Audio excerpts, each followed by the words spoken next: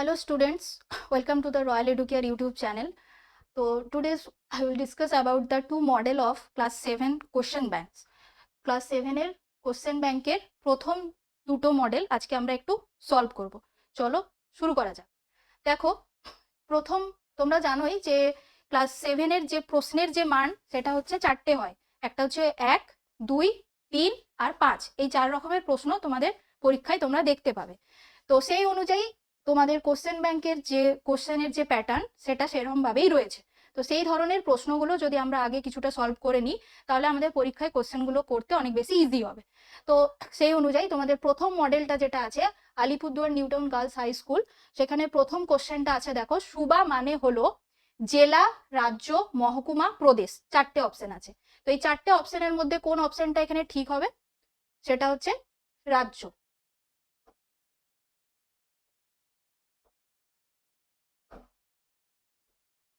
রাজ্য এই অপশনটা এখানে ঠিক হবে। কেন না? আমরা জানি যে মুঘল প্রশাসনিক যে পদ সেখানে চারটে অংশ রয়েছে। প্রথমেই হচ্ছে সবার উপরে থাকে রাজা, তারপরে থাকে হচ্ছে সুবা বা প্রদেশ, তারপর হচ্ছে সরকার, তারপর পরগনা, তারপর গ্রাম। এইভাবে মুঘল প্রশাসনিক যে স্ট্রাকচারটা সেটা গঠন হয়েছে। এবং তার মধ্যে যেটা সেকেন্ড সেটা হচ্ছে এই সুবা রাজ্য, এবং এটা আরেকটা নামও রয়েছে সেটা হচ্ছে প্রদেশ।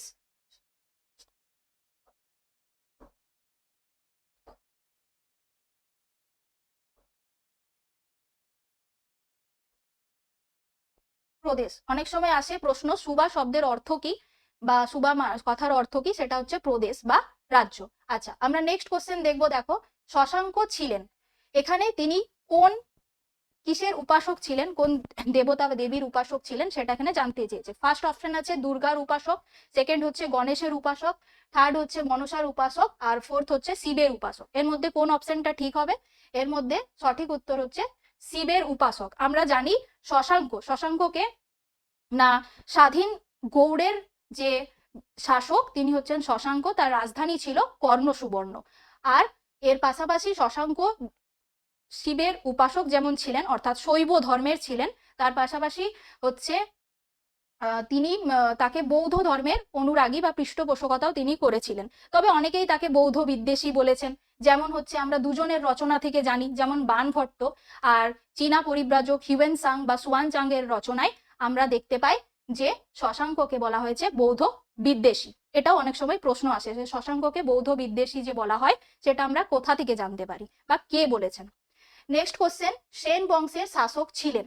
এখানে যে অপশনগুলো রয়েছে তার মধ্যে রয়েছে রমেশ সেন, অমিত সেন, বল্লাল সেন আর হচ্ছে মহেশ সেন। এই চারটে অপশন রয়েছে। তো এই চারটে অপশনের মধ্যে যেটা ঠিক সেটা হচ্ছে বল্লাল সেন। আমরা জানি যে সেন বংশের প্রতিষ্ঠাতা বা প্রকৃত প্রতিষ্ঠাতা যাকে বলা হয় সেটা হচ্ছে সামন্ত সেনকে সেন বংশের প্রকৃত প্রতিষ্ঠাতা বলা হয়। এছাড়াও সেন বংশের আরো দুজন গুরুত্বপূর্ণ শাসক রয়েছেন, বল্লাল সেন বাদ দিয়ে আরেকজন রয়েছেন লক্ষণ সেন। এই লক্ষণ সেনের আবার একটা দুটো গুরুত্বপূর্ণ গ্রন্থ রয়েছে যেটা অনেক সময় পরীক্ষায় পড়ে, সেটা হচ্ছে দান সাগর এবং অদ্ভুত সাগর। লক্ষণ সেনের লেখা দান সাগর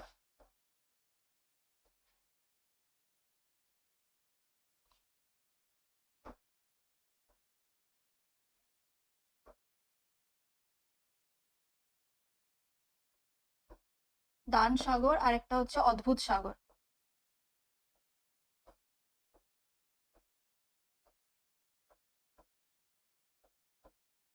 দান সাগর এবং অদ্ভুত সাগর। এবং সেন বংশের দুজন উল্লেখযোগ্য শাসকের নাম কি বললাম? একটা হচ্ছে বল্লাল সেন এবং লক্ষণ সেন। বাংলায় দুটো বংশের রাজত্বকাল আমরা দেখতে পাবো ক্লাস 7 এর যে আমাদের পাঠ্যবস্তু সেখানে, যে একটা হচ্ছে পাল বংশ আর একটা সেন বংশ। এবং এই সেন বংশের সমাপ্তি কখন বাংলায় হয়েছিল? না তুর্কি আক্রমণের ফলে। নেক্সট কোশ্চেন রয়েছে তোমাদের, দেখো, হজরত মোহাম্মদ জন্মগ্রহণ করেন। কবে জন্মগ্রহণ করেন? এই অপশনগুলো রয়েছে 470 খ্রিস্টাব্দ, 570 খ্রিস্টাব্দ, 670, 770। এর মধ্যে হজরত মোহাম্মদ কবে জন্মগ্রহণ করেন? সঠিক অ্যান্সার হচ্ছে 570 খ্রিস্টাব্দে। কোথায় জন্মগ্রহণ করেন? মক্কায়। তাহলে হজরত মোহাম্মদ কে? হজরত মোহাম্মদ হচ্ছে ইসলাম ধর্মের প্রবর্তক এবং তিনি মক্কায় 570 খ্রিস্টাব্দে জন্মগ্রহণ করেন। নেক্সট কোশ্চেন, নেক্সট আছে বিটোপাল ছিলেন একজন, কে ছিলেন? ডাক্তার ছিলেন, শিক্ষক ছিলেন, কৃষক ছিলেন, না প্রসিদ্ধ শিল্পী ছিলেন? তিনি, তাহলে এর মধ্যে সঠিক অ্যান্সার কোনটা হবে? এটা হচ্ছে প্রসিদ্ধ শিল্পী। তিনি কোন যুগের প্রসিদ্ধ শিল্পী যদি বলে, কোশ্চেনটা ঘুরিয়েও আসতে পারে যে বিটোপাল হচ্ছে কোন যুগের প্রসিদ্ধ শিল্পী ছিলেন, তাহলে অবশ্যই হবে পাল যুগের।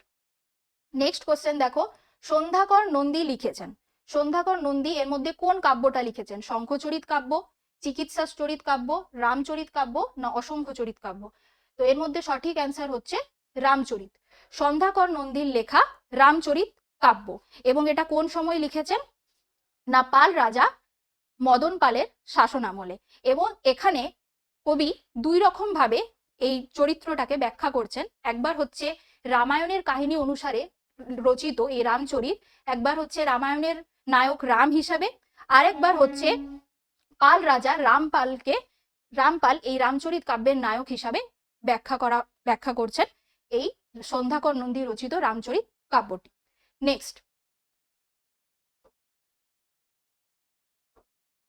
নেক্সট হচ্ছে দেখো, এখানে কিছুগুলো শূন্যস্থান পূরণ রয়েছে। সেটা হচ্ছে ড্যাশ অঞ্চল বলতে বঙ্গের দক্ষিণ সীমান্তবর্তী বঙ্গোপসাগরের উপকূলকে চিহ্নিত করা হয়। এটার সঠিক উত্তর কি হবে? সঠিক উত্তর হবে বঙ্গাল।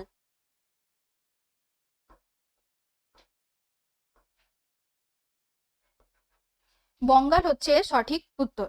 বঙ্গাল, বঙ্গাল কি না আমরা জানি, প্রাচীন বাংলার বিভিন্ন অঞ্চলগুলোকে বেশ কয়েকটি ভাগে ভাগ করা যায়, বা প্রাচীন বাংলার অঞ্চলগুলো অনেকগুলি ভৌগোলিক সীমানা অনুসারে এর বিভিন্ন ভাগ রয়েছিল। যেমন আমরা পাই পুন্ড্রবর্ধন, বঙ্গাল, রাঢ়, বরেন্দ্র, সমতট, হরিকেল ইত্যাদি। তো এর মধ্যে যে বঙ্গাল অঞ্চলটা, সেটা হচ্ছে বঙ্গের দক্ষিণ সীমান্তবর্তী বঙ্গোপসাগরের উপকূলে অবস্থিত। আর বঙ্গ কোথায়? বঙ্গ হচ্ছে ভাগীরথী এবং করতোয়া নদীর মধ্যবর্তী যে অঞ্চল, সেখানে রয়েছে বঙ্গ। তো এই বঙ্গের দক্ষিণ সীমান্তবর্তী বঙ্গোপসাগরের যে উপকূল, প্রাচীন বাংলার যে একটি অঞ্চল, সেটা হচ্ছে বঙ্গাল। নেক্সট কোশ্চেন আছে, ইসলামের পবিত্র ধর্মগ্রন্থ হলো কি? ইসলামের পবিত্র ধর্মগ্রন্থ, এটা প্রায় সকলেই জানে, সেটা হচ্ছে কোরআন।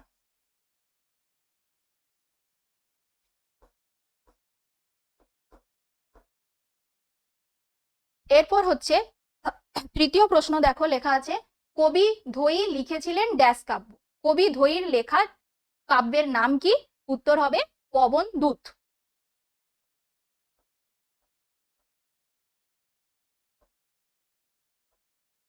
উত্তর হচ্ছে পবন দূত। এই ধয়ী কে ছিলেন?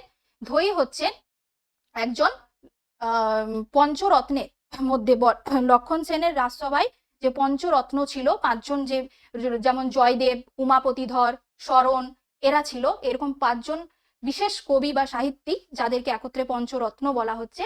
তার এই লক্ষণ সেনের রাজসভায় যিনি পঞ্চরত্ন ছিলেন, তার মধ্যে একজন হলো ধয়ী। ধয়ীর লেখা হচ্ছে পবনদূত। আরেকজনের নাম বললাম, সেটা হচ্ছে জয়দেব। জয়দেবের লেখা কাব্যের নাম কি হবে? গীত গোবিন্দম। জয়দেবও এখানে গুরুত্বপূর্ণ, অনেক সময় প্রশ্ন আসে জয়দেবের কাব্যটা, তাই এটা জেনে রাখো। জয়দেবের হচ্ছে গীত গোবিন্দ।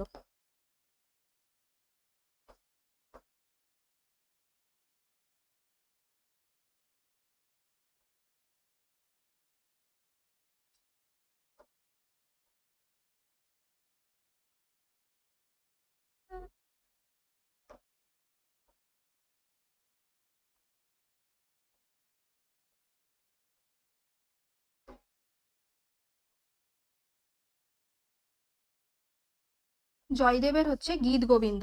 জয়দেবের লেখা কাব্যের নাম অনেক সময় আসে।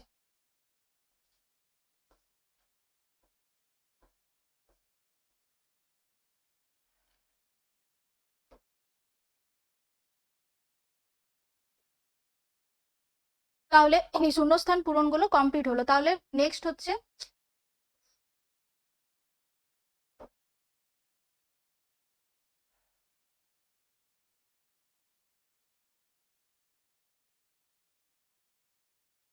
নেক্সট দেখো, নিচের প্রশ্নগুলির উত্তর দাও যে কোনো দুটি। এখান থেকে প্রশ্নের মান হচ্ছে 2, আর তারপরে প্রশ্নের মান রয়েছে 3, আর তারপরে হচ্ছে 5। এই সমস্ত প্রশ্নের যে উত্তরগুলো, সেটা হচ্ছে আমরাই তোমাদের এই পিডিএফ এর নিচে অ্যাটাচ করে দিয়েছি। তোমরা এখান থেকে জিনিসটা পড়ে নিতে পারবে, এবং এটা খাতায় নোট ডাউন করে পড়লে আরো ভালো হয়। তোমরা শুধু এখান থেকে পড়ো না, খাতায় লিখে নিয়ে তারপরে পড়ো। পুণ্ড্রবর্ধন কি, চর্যাপদ কি, খলিফা কাকে বলে, প্রথম খলিফা কে ছিলেন ইত্যাদি প্রশ্নের উত্তরগুলো। এবং টিকা লেখো গৌড়, চক্রপাণি দত্ত সম্বন্ধে যা লেখো, যা জানো লেখো, টিকা লেখো ইউরোপে সামন্ততন্ত্র, এই সমস্ত যে বড় প্রশ্নের যে উত্তরগুলো সেগুলো আমি এখানে এই পিডিএফ এর অ্যাটাচ করে দিয়েছি, তোমরা এখান থেকে দেখে লিখে নিতে পারবে, নিচে রয়েছে। আর আরেকটা জিনিস, সেটা হচ্ছে 2 বা 4 2 বা 3 বা 5 যে প্রশ্নের উত্তরই লেখো না কেন, সেটা যেন সীমিত সংখ্যার মধ্যে সঠিক উত্তরটা হয়। খুব বেশি বড় বা খুব বেশি ছোট লেখা যাবে না, সীমিত শব্দের মধ্যে যেন উত্তরটা হয়। নেক্সট হচ্ছে পরের মডেলটা। পরের মডেলটা দেখো, প্রথম প্রশ্ন রয়েছে কৈবর্ত বিদ্রোহের নেতা কে ছিলেন। কৈবর্ত বিদ্রোহের নেতা এর মধ্যে কে ছিলেন? কে কে রয়েছে? শশাঙ্ক, গোপাল, রামপাল এবং ভীম। শশাঙ্ক যিনি গৌড়ের শাসক। নেক্সট হচ্ছে পাল বংশের দুজন রাজার নাম দিয়েছেন, গোপাল এবং রামপাল। আর থার্ড রয়েছে ভীম। এই ভীম হচ্ছে কৈবর্ত বিদ্রোহের নেতা। কৈবর্ত বিদ্রোহের আরো দুজন নেতার নাম পাওয়া যায়, সেটা হচ্ছে দিব্য এবং রুদক। একটা হচ্ছে দিব্য আর একটা হচ্ছে রুদক। দিব্য এবং রুদক এরা দুজনও হচ্ছে কৈবর্ত বিদ্রোহের আরো দুজন নেতা। এই কৈবর্ত বিদ্রোহ পাল বংশের শাসনামলে এই বিদ্রোহ সংগঠিত হয়েছিল। নেক্সট হচ্ছে সকলোত্তর পথনাথ উপাধি ছিল কার ছিল এর মধ্যে? শশাঙ্কের, হর্ষবর্ধনের, ধর্মপালের না প্রথম মহিপালের? তাহলে এখানে সঠিক উত্তর কোনটা হবে? সঠিক উত্তর হচ্ছে হর্ষবর্ধনের। হর্ষবর্ধন কে ছিলেন? পুষ্যবতী বংশের থানেশ্বর ও কনৌজের রাজা ছিলেন হর্ষবর্ধন। সকলোত্তর পথনাথ। এখানে আরেকটা উপাধি গুরুত্বপূর্ণ, যেটা অনেক সময় পরীক্ষায় পড়ে থাকে, সেটা হচ্ছে গঙ্গাই কোন্ড চোল। গঙ্গাই কোন্ড চোল উপাধিটা কার? তাহলে এটার উত্তর হবে প্রথম রাজেন্দ্র চোলের উপাধি গঙ্গাই কোন্ড চোল। নেক্সট হচ্ছে সেন রাজাদের আদি বাসস্থান ছিল কোথায় ছিল? হরিয়ানা, কেরল, মগধ, কর্ণাট অঞ্চল। এখানে সঠিক উত্তর হবে কর্ণাট অঞ্চল। কর্ণাট দক্ষিণের মহীশূর ও তার পার্শ্ববর্তী এলাকা, যেটা কর্ণাট অঞ্চল, সেখানে এই সেন বংশের যে শাসনকাল বা সেন বংশের আদি বাসস্থান ছিল। নেক্সট কোশ্চেন, খুবই ইজি। শশাঙ্কের রাজধানী কোথায় ছিল? অবশ্যই কর্ণসুবর্ণ।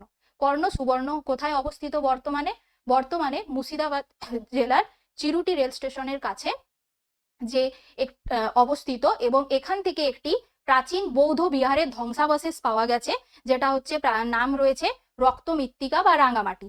এবং হিউয়েন সাং বা সুয়ানজাং, যে চীনা পরিব্রাজক, তিনি বলছেন যে এই রক্ত মৃত্তিকা বা রাঙামাটি বৌদ্ধ বিহারের ধ্বংসাবশেষের পাশেই এই প্রাচীন কর্ণ সুবর্ণ নগরের ধ্বংসাবশেষ পাওয়া গেছে।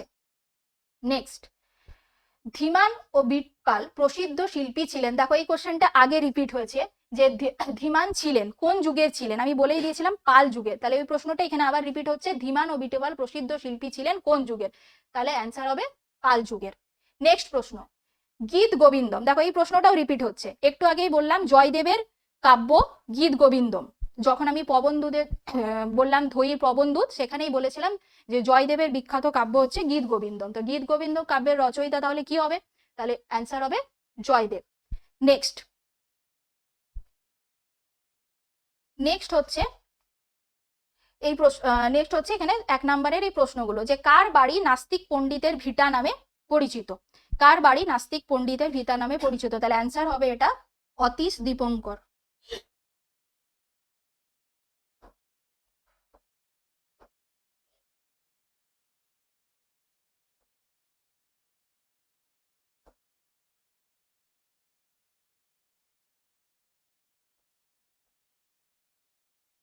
অ্যান্সার হচ্ছে অতীশ দীপঙ্কর।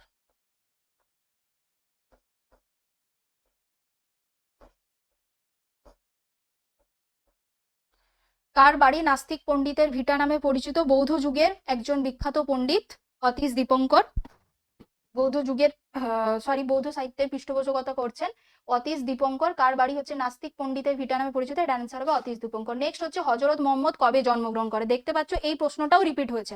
হযরত মুহাম্মদ একটু আগে বলেছিলাম কোথায় জন্মগ্রহণ করেন? মক্কায় জন্মগ্রহণ করেন। আর কবে জন্মগ্রহণ করেন? তার উত্তরটা হবে 570 খ্রিস্টাব্দে।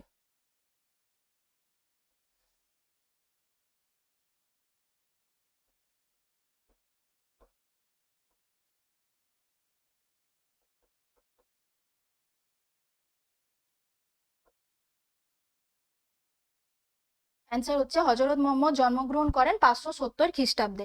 এরপর হচ্ছে বরেন্দ্র এলাকা কোনটি? পাল রাজা কোন ধর্মের অনুরাগী ছিলেন? পাল রাজারা হচ্ছে শৈব বা বৌদ্ধ ধর্মের অনুরাগী ছিলেন, দুটো শৈব ধর্মের উপাসক ছিলেন পাল রাজারা এবং তারা বৌদ্ধ ধর্মের অনুরাগীও ছিলেন। প্লাস হচ্ছে বরেন্দ্র এলাকা কোনটি?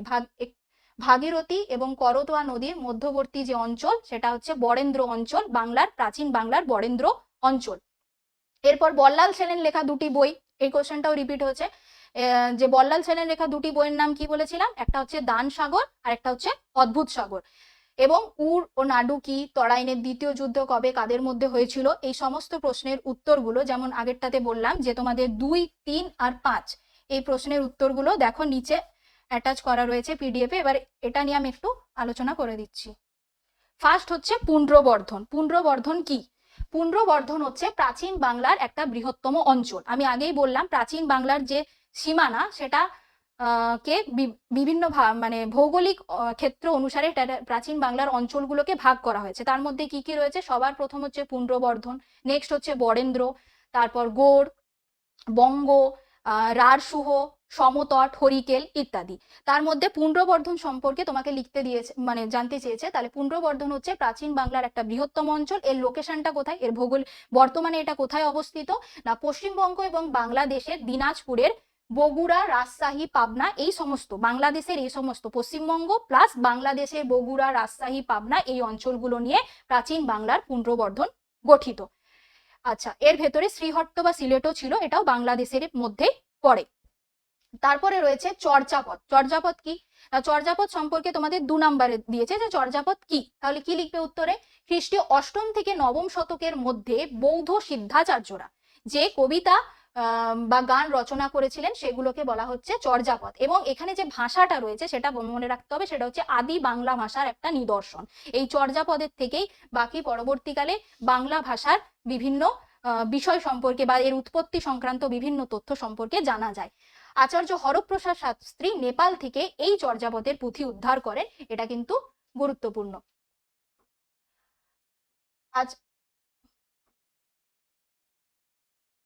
আচার্য হরপ্রসাদ শাস্ত্রী নেপাল থেকে এই চর্যাপদের পুঁথি উদ্ধার করেন। আচ্ছা, চর্যাপদ রচনা করেছিলেন এরকম কয়েকজন বৌদ্ধ সিদ্ধাচার্যের নামও অনেক সময় পড়তে পারে শর্ট কোশ্চেনে। তাদের মধ্যে কারা কারা রয়েছে? লুইপাদ, সরহপাদ, কান্নপাদ, ভূসুকপাদ প্রমুখ। নেক্সট হচ্ছে খলিফা। খলিফাকে না ইসলাম জগতের প্রকৃত ধর্মগুরু বা প্রতিনিধি। কেন? না হযরত মুহাম্মদ যিনি হচ্ছেন ইসলাম ধর্মের প্রবর্তক, তো তার মৃত্যুর পর বা তিনি মারা যাওয়ার পরে তিনি কোনো উত্তরসূরি নির্বাচন করে যাননি এবং একদিন এক রাজসভায় আবু বকরকে প্রথম খলিফা হিসাবে নির্বাচন করা হয়েছিল এবং তার পরবর্তী যারা প্রতিনিধি মানে অর্থাৎ হযরত মুহাম্মদের পরে যারা এই ইসলাম ধর্মকে এগিয়ে নিয়ে যাচ্ছেন বা পরিচালনা করছেন তাদেরকে একটা বিশেষ নামে তাদেরকে স্বীকৃতি দেওয়া হচ্ছে, সেটা হচ্ছে খলিফা। ওই জন্য বলা হয়েছে ইসলামের নেতা হিসাবে স্বীকৃত তথা হযরত মুহাম্মদের মৃত্যুর পর তার উত্তরসূরিদের বলা হচ্ছে খলিফা। এছাড়াও তাকে বলা হচ্ছে ক্ষুধার প্রতিনিধি। নেক্সট হচ্ছে যে বল্লাল সেনের লেখা দুটি বইয়ের নাম। বল্লাল সেনের লেখা দুটি বইয়ের নাম কি আছে? বল্লাল সেনের লেখা দুটি বইয়ের নাম হচ্ছে দান সাগর আর একটা হচ্ছে অদ্ভুত সাগর। এটা শর্ট কোশ্চেনেও পেয়েছো। নেক্সট হচ্ছে তরাইনের দ্বিতীয় যুদ্ধ।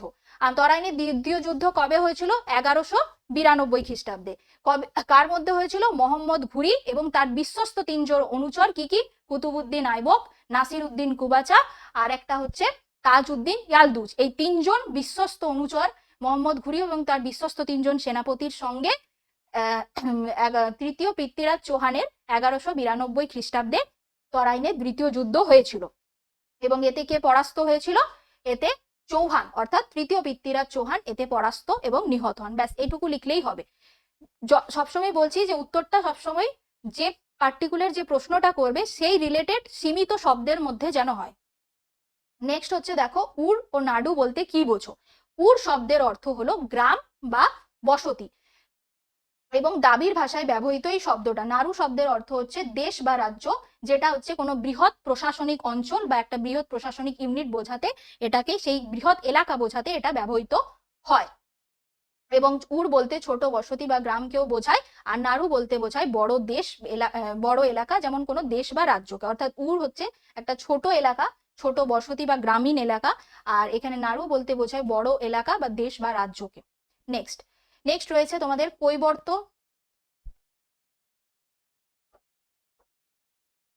নেক্সট রয়েছে কৈবর্ত বিদ্রোহের কারণ।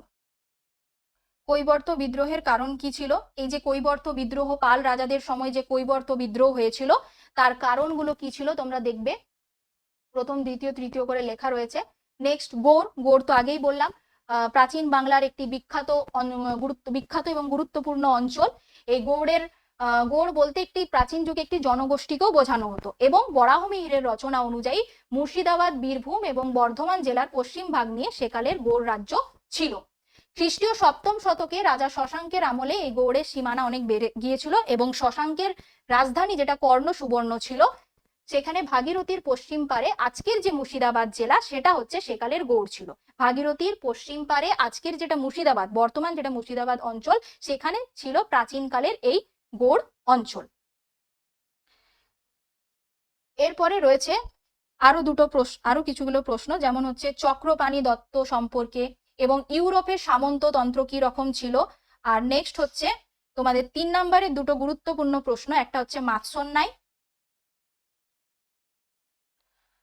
আর একটা হচ্ছে পাল যুগে লক্ষণ সেনের রাজসভায় সাহিত্য চর্চা কি হতো। সাহিত্য চর্চার ক্ষেত্রে আমি যেটা বলেছিলাম যে বিভিন্ন কবিরা, যে লক্ষণ সেনের রাজসভায় জয়দেব, উমাপতি ধর, শরণ, ধৈ, এরা যে একসাথে যে পঞ্চরত্ন ছিল, তাদের লেখা বিভিন্ন যে কাব্যগুলো ছিল, এবং সেই কাব্যগুলোর বিষয়বস্তু কি ছিল বা কিভাবে রচনা করা হতো, সেই বিষয়টা এখানে রয়েছে। তোমরা এটা এখান থেকে খাতায় নোট করে পড়তে পারো, এবং আশা করছি উত্তরটা ঠিকঠাক লিখতে পারবে পড়লে।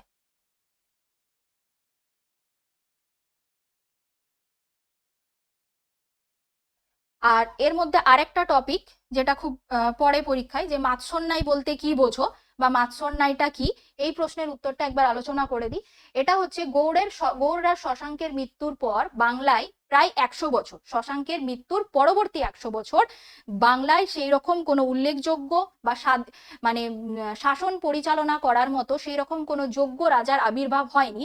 ফলে সেখানে বাংলা বিভিন্ন ছোট ছোট অঞ্চলে ভাগ হয়ে যায়, এবং তারা নিজেদের মতো করে শাসন পরিচালনা করতে থাকে। যে কারণে দেখা যায় যে গৌড় রাজের মৃত্যুর পর 637 খ্রিস্টাব্দে গৌড় রাজা শশাঙ্কের মৃত্যুর পর প্রায় 100 বছর, পরবর্তী 100 বছর বাংলায় একটা রাজনৈতিক পরিস্থিতি বলো বা বাংলার সমাজ অর্থনীতি সব ক্ষেত্রেই একটা অরাজক অবস্থার সৃষ্টি হয়েছিল। তো সেই অংশটাকে এখানে মাৎসন্যায় বলে চিহ্নিত করা হচ্ছে। তাহলে মাৎসন্যায়টা কি, মাৎসন্যায় শব্দের অর্থটা কি, যে কারণে এই অরাজক অবস্থাটাকে কেন মাৎসন্যায় বলা হচ্ছে। তাহলে মাৎসন্যায় শব্দের অর্থ হচ্ছে যে বড় মাছ যেমন কোনো ছোট মাছকে গিলে খায়, বাংলায় সেই রকম সবল আর দুর্বলের মধ্যে একটা প্রতিযোগিতা হচ্ছিল, অর্থাৎ সবল ব্যক্তিরা দুর্বল ব্যক্তিদের ওপর নানাভাবে অত্যাচার করছিল, এবং তাদেরকে তাদের সমস্ত দিক থেকে গ্রাস করে ফেলছিল। যে কারণে বাংলার যে বর্তমান সেই সময়কার পরিস্থিতি একটা মাছের জগতের পরিবেশের মতোই তৈরি হয়েছিল। সে কারণে এই পরিস্থিতিটাকে বলা হচ্ছে, একে বলা হচ্ছে মাৎসন্যায়। এরপরে মাৎসন্যায় সৃষ্টির কারণ কি ছিল, তার সব থেকে কমন যে কারণটা হবে সেটা হচ্ছে যে শশাঙ্কের মৃত্যুর পর বাংলায় কোনো শক্তিশালী রাজার আবির্ভাব হয়নি। শশাঙ্কের মৃত্যুর পর পরবর্তী 100 বছর বাংলায় সেইভাবে শাসন করার জন্য কোনো যোগ্য উত্তরাধিকারীর আবির্ভাব হয়নি, যে কারণে এই ধরনের অরাজক অবস্থা বা এই ধরনের বাংলার পরিবেশ সৃষ্টি হয়েছিল। নেক্সট কারণ কি আছে, বাংলা, ওই যে বললাম যে বাংলা বেশ কয়েকটি ক্ষুদ্র ক্ষুদ্র অঞ্চলে বিভক্ত হয়ে পড়েছিল, কারণ সেখানে যে একতাটা সকলের মধ্যে ছিল না, এবং এই ক্ষুদ্র ক্ষুদ্র অঞ্চলগুলোর মধ্যে রয়েছে যেমন ধরো কাজঙ্গল, কর্ণ সুবর্ণ, পুণ্ড্রবর্ধন, তাম্রলিপ্ত, সমতট ইত্যাদি রয়েছে। তো এই সমস্ত যে অঞ্চলগুলো, এই সমস্ত অঞ্চলগুলোতে সবাই আলাদা আলাদা নিজেদের মতো করে শাসন ব্যবস্থা পরিচালনা করছিল, একে অপরের কথা আর কোনোভাবেই মানছিল না। যে কারণে সেখানকার যে আভ্যন্তরীণ শান্তি শৃঙ্খলা এবং যে বিভিন্নভাবে যে বৈদেশিক আক্রমণকে প্রতিহত করার যে ক্ষমতা, সেটা আর সেখানে সঠিকভাবে বজায় ছিল না, যে কারণে এই ধরনের একটা অরাজক পরিস্থিতির সৃষ্টি হয়েছিল। এছাড়াও হচ্ছে এখানকার রাজনৈতিক অবস্থা ছিল অত্যন্ত বিশৃঙ্খল, কারণ আমরা দেখতেই পাচ্ছি যে দুর্বলদের ওপর সবলরা বিভিন্নভাবে এখানে অত্যাচার করছে বিভিন্ন দিক দিয়ে, এবং বৈদেশিক আক্রমণ এই সময় হয়েছিল কাদের কাদের, যেমন ধরো হর্ষবর্ধন, কামরূপ রাজ ভাস্কর বর্মা, নাগ সম্প্রদায়ের রাজা জয়নাগ, কাশ্মীরের মুক্তাপীর ললিতাদিত্যের আক্রমণ, এই সমস্ত যে বহিঃশত্রুর আক্রমণ বা বহির রাজাদের যে আক্রমণ, সেটা বাংলা প্রতিহত করতে সক্ষম ছিল না।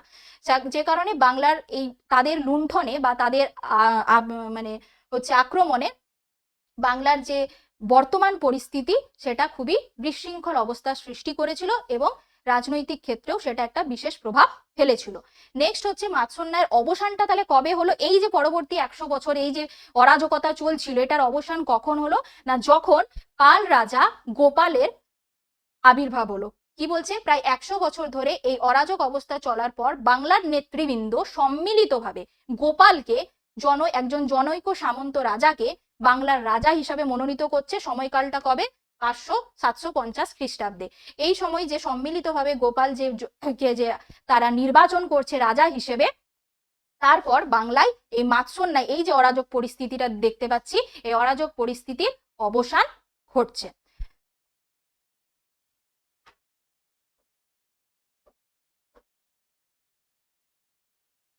তো দেখলাম আমরা আজকের প্রথম দুটো ইউনিট, মানে প্রথম দুটো মডেল, মডেল 1 আর 2। পরের দিন আমরা আরো দুটো মডেল করব এবং তোমাদের যে 2 এবং 3 নাম্বারের যে প্রশ্নগুলো সেগুলো আমি এই পিডিএফে অ্যাটাচ করে দিয়েছি, এটা এখান থেকে তোমরা লিখে নিয়ে পড়বে। ঠিক আছে, থ্যাংক ইউ।